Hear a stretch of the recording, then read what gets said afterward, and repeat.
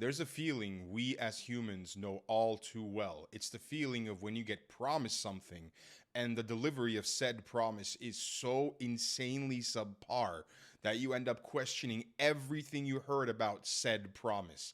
I'm talking about when a movie trailer comes out and it is so incredibly hype that all you want to do is go and buy a ticket and watch the movie because the trailer makes your thing go from this to this.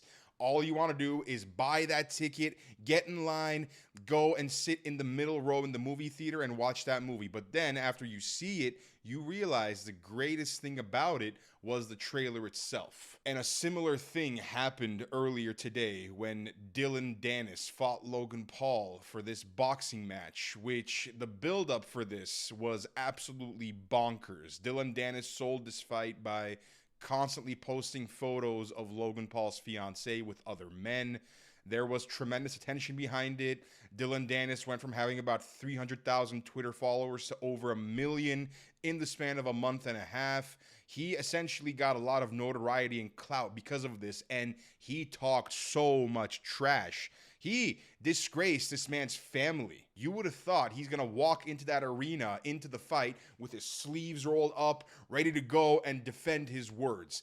But we got the complete opposite of all of that, because this fight was 6 rounds for 3 minutes each, and all we got was Logan pretty much playing with a crash dummy the entire time, because Dylan, for the course of 18 minutes, this idiot threw only 9 punches. 9. That is insane. When you look at the truth behind this fight, it's just two scammers fighting each other.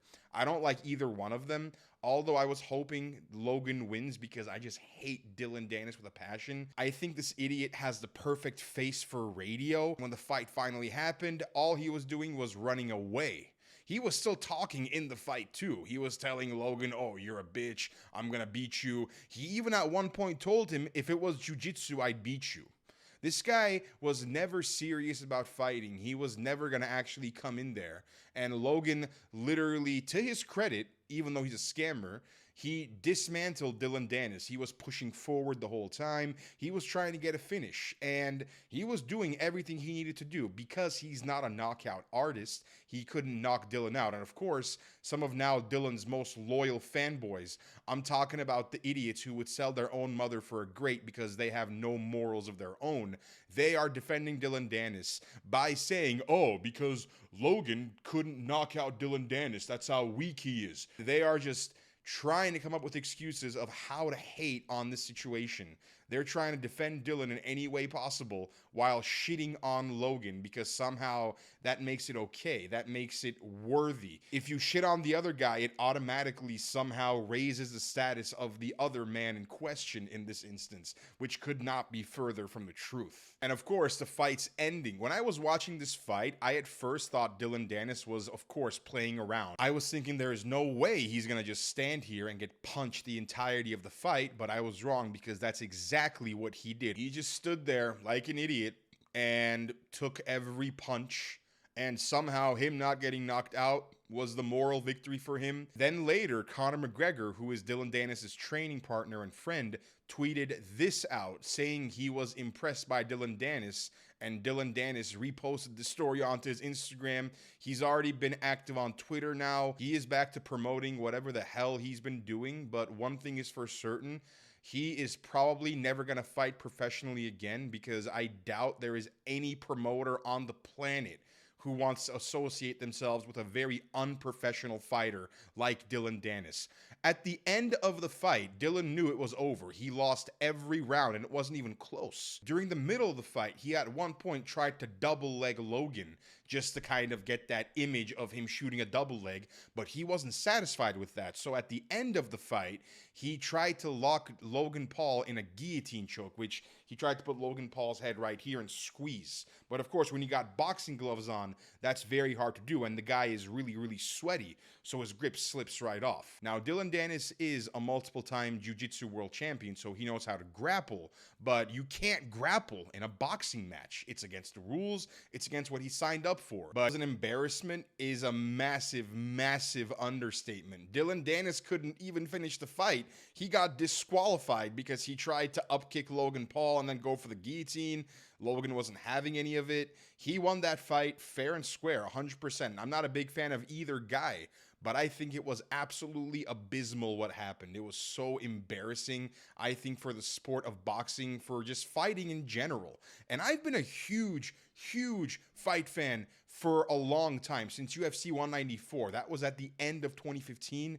That was the card where Conor McGregor knocked out Jose Aldo in 13 seconds. But that wasn't the fight that got me to be a fan of UFC and fighting. The fight that got me to be a fan was the fight before that one, which was Chris Weidman versus Luke Rockhold for the UFC Middleweight Championship. This fight was a 3-round war, and it was incredible. It was very bloody. It was a big back and forth. Luke Rockhold caught Chris Weidman when he was throwing a wheel kick, and then he pummeled the absolute crap out of his face. Then he became the new UFC middleweight champion. When I saw that, I was instantly hooked, and I'm like, I need this drug of MMA, of fighting, delivered directly to my veins and get my dopamine rush from that. And I've been watching almost every fight and every fight card that I can since then that gets big, because I'm just a huge fan. I love this. I'm a former wrestler, and this is very primal. Fighting is just that. I've seen many fighters come and go and stay. Conor McGregor, Colby Covington,